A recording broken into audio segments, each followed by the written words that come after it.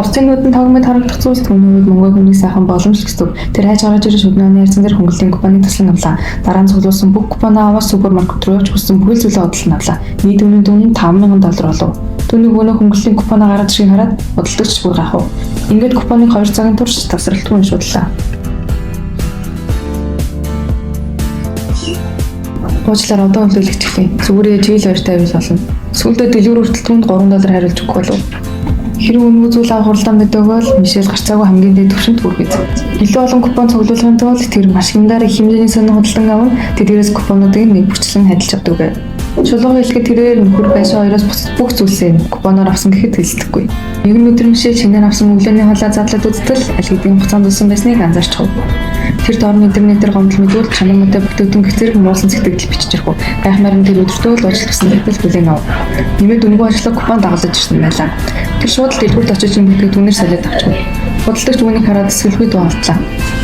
Мишель хаваа байгуулсан шиг нээсвэлгээд худалдагч түнд ингэж хэлв. Баяр нэр хүндээ хамгаалахын тулд хэрэглэгчдийн гомдлыг нэмэх арга хэмжээгээр зохицуулдаг. Ийм тохиолдлыг олон удаа харлаа гэж хэлв. Үүнийг сонсоод Мишель шинэ бизнесийн санаа орж ирлээ. Купон цуглуулгын оронд төлбөрийн компаниудад гомдол бичиж эхлэв. Хэдхэн оны дотор тэр ширээ 4 купон хүлээн авчээ. Найз нь гайхам насав. Эдгээрийг бүгдийг ашиглаж бараа авбал нийт үнэ л хэдэн $10,000 болно. Мишель хэлэхдээ би энэ бүгдийг ашиглаж барахгүй харин хямдунаар зарвал гарцаагүй илүү ашиг болно. Найз нь онлайнаар бараа сурталчилж зардаг учраас энэ түнд стол амархан санагдаж 2 цагийн дотор бүгдийг нь зарч чадна гэв. Гэтэ гомдол бичих нь маш төвөгтэй байсан тул тэд купон хилдэг үйлдвэр болжээ. Хоёрнаас машинтайгаа Мексикт хүрч ирэв. Шууд голгохыг оролдвол гарцаагүй бүтэхгүйгээд тэмцээн ажилтнтай уулзаж хамтарч ажиллахаар төвөрхөөр болов. Сайн ажигчны эзний сахалтай залуу хүн лөө. Тэгээд тэр хоёр үнийг хамтрагчтай болгохоор шийдлээ. Найз нь бараа зарахтаас хүмүүсийг хөтөлөхтэй бүрч илүү. Өмнөх залуу тэр дорол зөвшөөрөв. Сахалтай залуу ингэж хэлв. Манай үйлдвэр өдөр бүр илүү купон хэвлэж чадгалдаг.